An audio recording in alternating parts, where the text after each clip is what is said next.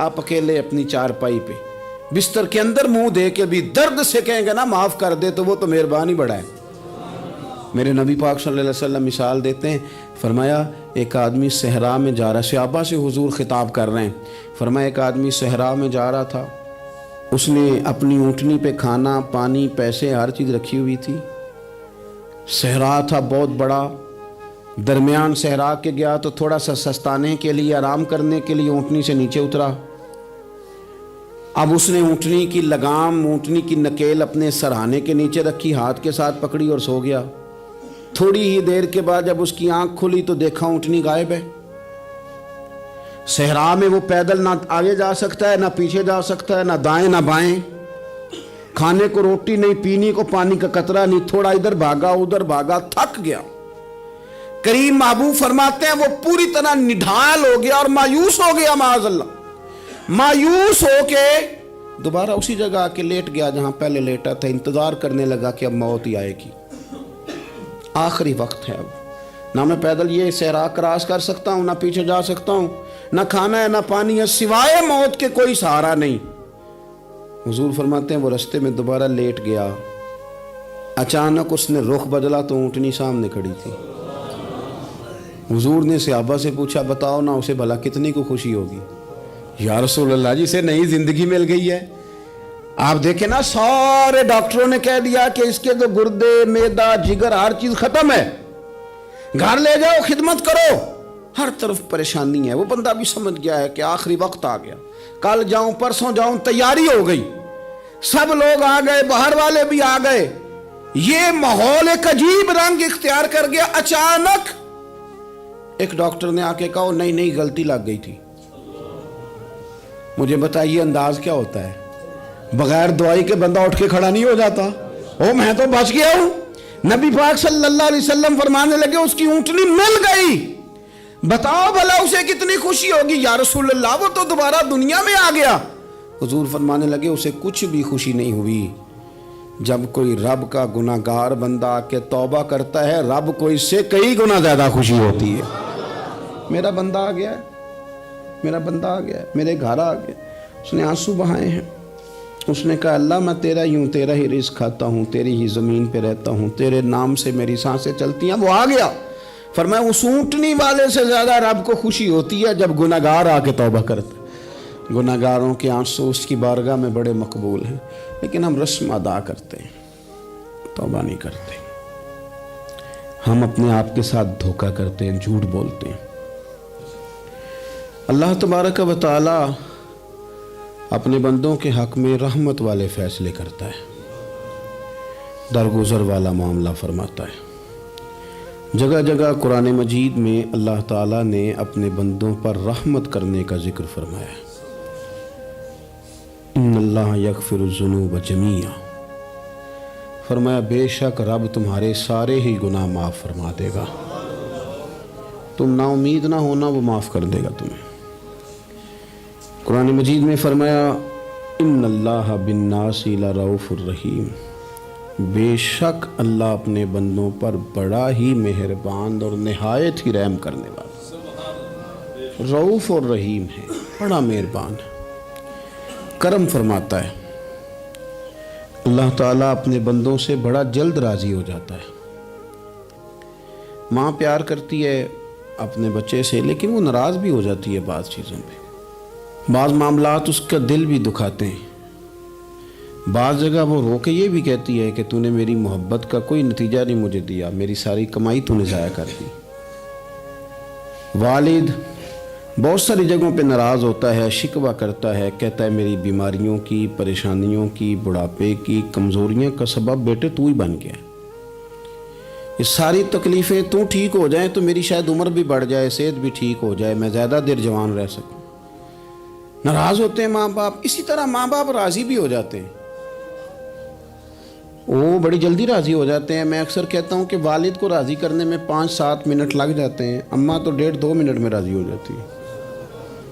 ابا جی کو 5-7 منٹ لگتے ہیں، کئی دفعہ کہنا پڑتا ہے، کوئی دلائل دینے پڑتے ہیں، لیکن والدہ کے لیے تو کچھ بھی نہیں، آپ نیرا جا کے پیروں میں بیٹھ ہی جائیں، کچھ بھی نہ کریں، آپ پورا روئیں نہ رونے والا منہ ہی بن جائے تو اماں تو نرم ہی نرم ہے، جس وقت جو مرضی آپ کرا لیں ہو گیا۔ اللہ تبارک و تعالیٰ بلا مثال و بلا تشبیہ سمجھانے کے لیے عرض کرتا ہوں، اللہ بھی بعض معاملات میں اپنے بندوں سے ناراض ہو جاتا ہے۔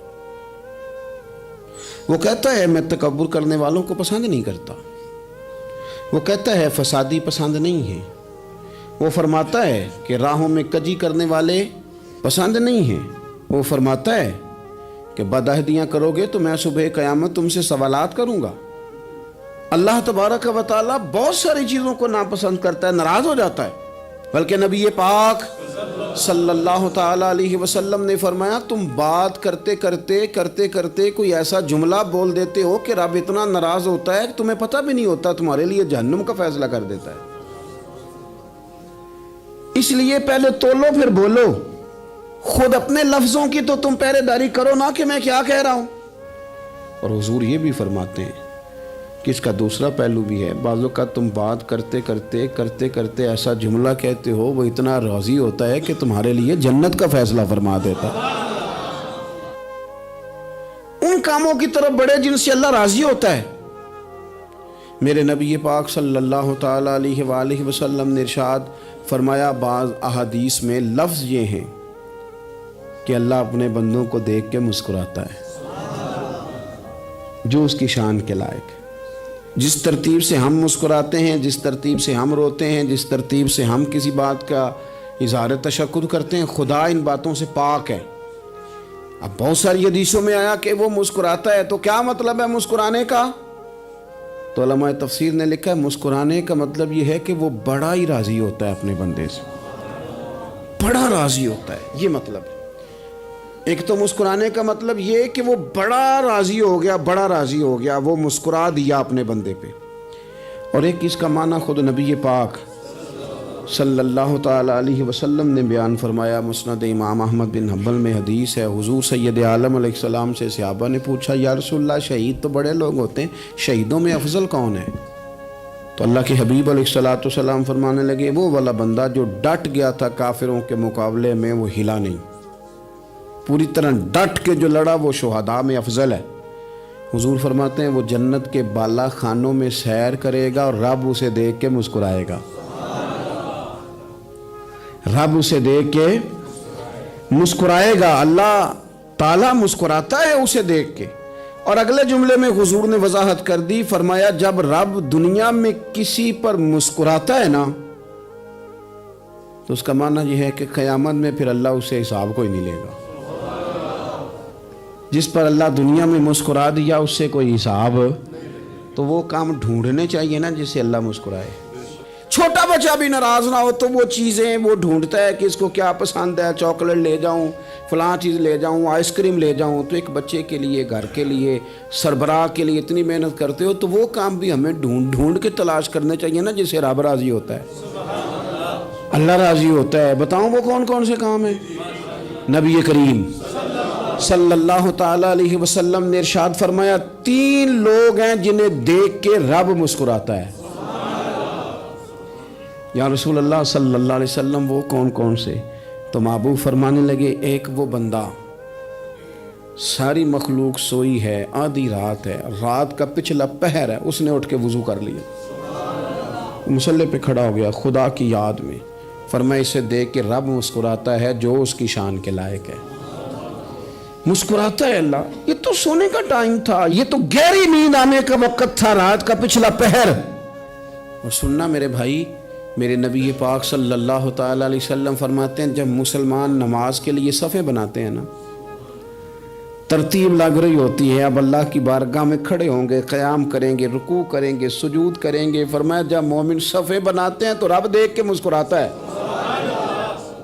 مسکراتا ہے۔ کمال ہو گئے عروج بندگی کا، جب بندے کو دیکھ کے رب مسکرائے، خدا بندے سے خود پوچھے بتا تیری رضا کیا ہے، مسکراتا ہے۔ اور میرے نبی پاک علیہ السلام فرماتے ہیں جب مجاہد جہاد کے لیے صفیں سیدھی کرتے ہیں، آج تو یہ رب کے نام پہ مرنے ہی آ گئے، یہ صفوں میں کھڑے ہوں گے، ترتیب سے لڑیں گے، ترتیب سے گلا کاٹیں گے کافروں کا یا شہادت لیں گے۔ فرمایا جب جہاد کے لوگ صفیں بناتے ہیں تو رب انہیں دیکھ کے مسکراتا ہے۔ کتنے نصیبوں والا وہ بندہ ہے جسے دیکھ کے مسکرا دیا. او یار کبھی تیرا بیٹا تیرے سامنے مسکرائے نا چھوٹا تو تیرا دل باغ باغ ہو جاتا ہے. تیری ماں بیمار کسی ایک دن صحیح طرح ہنس پڑے تو طبیعت خوش ہو جاتی. مجھے بتاؤ نا جس کا رب بھی اسے دیکھ کے ہنس پڑے جو اس کی شان کے لائق ہے. کیا اس بندے کے نصیبیں ہیں, کیا اس کے مقدر ہیں. آپ اس مقام پر اپنے آپ کو لائیں. اب دیکھیں نا یہ حدیث آپ نے سن لی. اب ہم نے نا اس طرح صفحے نہیں بنانے جس طرح ساری دنیا. اب ذرا صفحے بھی شوق سے بنائیں گے. آپ ذرا تھوڑا سا شوق پیدا کریں گے. بھئی یہ تو میں وہ کام کرنے لگا ہوں جسے دیکھ کے رب مسکراتا ہے. نبی پاک صلی اللہ علیہ وسلم نے فرمایا جب کوئی بندہ توبہ کرتا ہے نا, ہم توبہ کا رٹا لگاتے ہیں, یا اللہ میری توبہ یا اللہ. اور توبہ کا تو مطلب یہ ہے کہ پچھلے گناہوں سے پکی توبہ, آج کے بعد یہ غلطی نہ کرنے کا پکا وعدہ. آج کے بعد رشوت تو نہیں نہ لے گا, ملاوٹ تو نہیں نہ کرے گا, یہ توبہ ہے. اور اگر سارے کام اسی طرح کرنے تو پھر یہ توبہ کا رٹا ہے, تو جتنا مرضی لگاؤ. حضرت علی بن ربیعہ رضی اللہ تعالیٰ عنہ فرماتے ہیں میں مولا علی کے ساتھ تھا, مقام حرہ کی طرف جا رہے تھے. حضرت علی نے ہاتھ اٹھا کے دعا مانگی ہماری تعلیم کے لیے, ورنہ حضرت علی ہم صحابہ کو محفوظ عن الخطا تو مانتے ہیں نا. ہاتھ اٹھا کے کہا اے اللہ ہمارے گناہ بخش دے, تیرے علاوہ کوئی معاف کرنے والا نہیں. اور پھر حضرت علی آسمان کی طرف دیکھا اور دیکھ کے نا حضرت علی بن ربیعہ کو تو مسکرائے. حضرت علی بن ربیعہ کہنے لگے حضور مسکرائے کیوں ہو؟ فرمانے لگے ایک دن میں حضور کے ساتھ اسی طرح آیا تھا, اسی طرح حضور نے دعا فرمائی تھی ہماری تعلیم کے لیے, اور پھر حضور مجھے دیکھ کے مسکرائے تھے اور فرمایا جب کوئی بندہ رب کی بارگاہ میں اس طرح استغفار کرتا ہے تو رب مسکراتا ہے, اور مسکرا کے فرماتا دیکھ لو میرے بندوں کو پتا ہے کہ میرے علاوہ معاف کرنے والا کوئی نہیں. انہیں پتا ہے, تم اس کی بارگاہ میں رجوع تو لاؤ, آؤ تو صحیح دو آنسو لے کر. اقبال کہتے ہیں کہ موتی سمجھ کے شان کریمی نے چن لیا, قطرے دو گرے میرے ار کے انفعال کے. دو میں نے آنسو بہائے تھے تو اس کے کرم نے تو موتی سمجھ کے چن لیے. سنو نا حضور اس استغفار کو اللہ کو یار رات کو توبہ کر کے سونا چاہیے ہمیں. کچھ غلطیاں ہم کرنا نہیں چاہتے پر ہم سے ہو جاتی ہیں, کچھ دل ہم توڑنا نہیں چاہتے پر وہ ٹوٹ جاتے ہیں, ہماری مجبوری ہوتی ہے ٹوٹ جاتے ہیں. رات کو اس کی بارگاہ میں ہاتھ باندھ کے کشکول طلب دراز کر کے خوب استغفار پڑھنا چاہیے کہ مالک بندے ہیں نا کیا کریں, خدا را خیال کریں. دنیا روٹتی ہے تو روٹ جائے, رب رسول ناراض نہ ہونے پائیں, اس کا خیال کریں. حضور فرماتے ہیں وہ مسکراتا ہے, اسے خوشی ہوتی ہے جب کوئی اس کا بندہ اس کی طرف رجوع کرتا ہے. میرے عزیزو رسول پاک صلی اللہ تعالی علیہ وسلم نے ان لوگوں کے تذکرے کیے جنہیں دیکھ کے رب مسکراتا ہے. نبی پاک صاحب الالاق صلی اللہ تعالی علیہ وسلم فرماتے ہیں, مسند امام احمد بن حنبل دیکھیے, فرمایا رب اس وقت بڑا ہی مسکرائے گا جب قاتل بھی جنت میں جائے گا, مقتول بھی جنت میں جائے گا. یا رسول اللہ مقتول تو گیا, یہ قاتل کیسے چلا گیا؟ حضور فرماتے ہیں جائے گا, اور جائے گا اور رب مسکرائے گا جو اس کی شان کے لائق ہے. یا رسول اللہ کس طرح؟ تو نبی پاک صلی اللہ علیہ وسلم فرمانے لگے اس نے ایک مومن کو قتل کیا تھا, وہ شہید ہو کے جنت میں چلا گیا. اب اللہ نے بعد میں اسے توبہ کی توفیق دے دی. پہلے اس نے کلمہ پڑھا, پھر یہ میدان میں اترا, کافروں سے لڑا, یہ شہید ہوا, رب نے اسے بھی جنت دے دی. قاتل بھی جنت میں, مقتول بھی جنت میں. اور بات اتنی انوکھی ہے کہ رب دیکھ کے مسکرا رہا ہے جو اس کی شان کے لائق ہے. ہم جلدی میں ہیں, ہم انتظار نہیں کر رہے کہ شاید توبہ کر جائے, ہم انتظار نہیں کر رہے. لیکن میرے عزیز اتنی جلدی نہ کریں.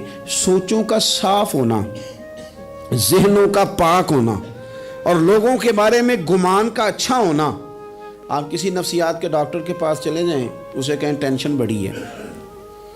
میں ان کے مضامین پڑھتا رہتا ہوں, وہ سب سے پہلا سبق آپ کو یہ پڑھائیں گے کہ اچھا سوچا کریں. اچھا سوچنے سے بندہ تندرست رہتا ہے. کس سے بندہ تندرست رہتا ہے؟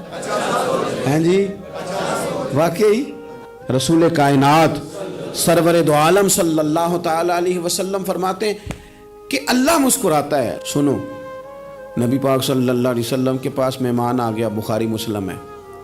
हुजूर ने अज़वाज मुतहरात के घरों में पैगाम भेजा, कुछ चीज़ है ज़ियाफ़त के लिए? या रसूलल्लाह कुछ भी नहीं, ये दो जहां के शाह हैं और पास कुछ रखते नहीं, दो जहां की नेमतें हैं इनके खाली हाथ में। या रसूलल्लाह कोई चीज़ भी नहीं। हुजूर ने सहाबा के मजमे पे नज़र डाली, या रसूलल्लाह सल्लल्लाहु अलैहि वसल्लम हुक्म हो। तो हुजूर फरमाने लगे, तुम में से कोई बंदा है जो इसे घर ले जाए, रोटी खिलाए? एक सहाबी उठे फौरन, हुजूर मैं लेके जाता हूँ, खाना खिलाता हूँ। फरमाते हैं मेरे घर में सिर्फ बच्चों का खाना था, ये नहीं कि फ्रीजर भरा हुआ है नेमतों से, सिर्फ बच्चों का खाना। ये नहीं कि किसी को देख के अपनी हंडिया पे बर्तन दे लिया, सिर्फ बच्चों का खाना। कहते हैं घर गया, बीवी से कहा क्या कैफियत है? कहने लगी बच्चों की रोटी है। मैंने कहा बच्चे सुला दे, सुबह नाश्ता कर लेंगे। तो कहने लगी आप क्या खाएंगे? तो मैंने कहा ना मैं खाऊंगा ना तू खाएगी, मेहमान जो नबी पाक का है। कहा अच्छा, अब जरा तजवीज़ देखो मियाँ बीवी की सूझी आपस में। कहते हैं खाना लगा देना, क्योंकि एक आध बंदे का खाना है। अपनी गुर्बतों का हर जगह इजहार करना, रोना रोना, ये देखो गुर्बत कैसे छुपाई जा रही। उसको कहा नहीं कि चल तू थोड़ा रहम खा, तू आया है तू थोड़ा रहम खा, ये नहीं कहा उठ के ना तू खाना रखना और उठ के ना चिराग ठीक करने के बहाने बुझा देना। हम दुनिया वालों के सामने क्यों अपने दुख बयान करें? हम जो कहेंगे रब रसूल की बारगाह में कहेंगे। तू ना चिराग ठीक करने के बहाने, अहलिया उठी, खाना देने के बाद चिराग ठीक करने के बहाने बुझा दिया। खामद भी हाथ चलाते रहे, बीवी कभी बर्तन रखती कभी उठाती, पता चले कि खाना खा रहे हैं, खाना खाया जा रहा है। कहते हैं मेहमान पेट भर के खाना खा गया। ये काम हुआ रात के अंधेरे में, उस वक़्त हुआ जब चिराग भी बंद था, उस वक़्त हुआ जब कोई देखने वाला नहीं था, किसी पड़ोसी को भी खबर नहीं थी। फरमाते हैं सुबह के उजाले में उस मेहमान को लेके मस्जिद नबी में मैंने कदम रखा तो नबी करीम ने फरमाया रात जो तुमने काम किया है ना, उसे देख के मेरा रब बड़ा मुस्कुराया है, अल्लाह बड़ा मुस्कुराया है। अल्लाह तरदामनी पे शेख हमारी ना जाइए, हम दामन न छोड़ दें तो फरिश्ते वुजू करें। ये शान है सहाबा की। नबी करीम अलैहिस्सलाम ने फरमाया रब रात मुस्कुराया तेरा ये अंदाज देख के, और उसने कुरान नाजिल किया वयुसिरूना अला अनफुसिहिम वलौ काना बिहिम खसासा। कुछ लोग वो हैं जिन्हें बड़ी भी ज़रूरत हो तो दूसरों पर इसार कर देते हैं, कुर्बानी दे देते हैं। रब मुस्कुराया है।